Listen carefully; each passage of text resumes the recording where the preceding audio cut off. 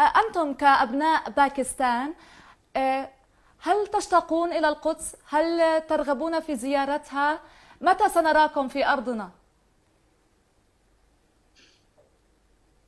إن شاء الله يأتي يوم لما نحن نأتي إلى الأقصى، وهو يوم قريب، ونحن لا نريد نأتي إلى الأقصى ونقول لهذه الظالم والجابر والقاتل لإسرائيل أنت تؤتي لنا. إذن جواز الباكستاني فيه مفتوح، لكن كتبت على جواز الباكستاني ممنوع السفر لإسرائيل.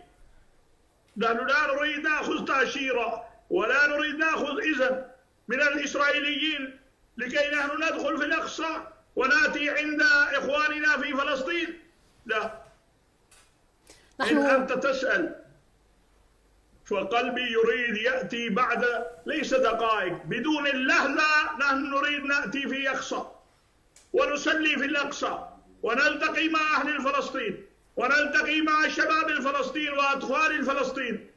ولكنه موقف الباكستان واضح للدنيا، نحن لا نسافر إلى أرض المقدس إلا نحن نأخذ تأشيرة والإذن من سفارة فلسطينية من دولة فلسطين، وإن شاء الله بإذن الله تبارك وتعالى يأتي يوما قريبا لما إن شاء الله الفلسطين هو الحر ودولة فلسطين موجود والأقصى هو الحر، ونحن نصلي في الأقصى بإذن الله تبارك وتعالى بإذن أهل الفلسطين، ليس بإذن الإسرائيليين وليس بإذن هذه القاتل الجابر والظالم الذين يعملون الظلم من الأطفال إلى الزعفاء ومن النساء إلى الرجال. لا نقبل أبدا حتى دولة الفلسطين حرة وقوية يأتي في العالم، وإن شاء الله هذا وقت القريب.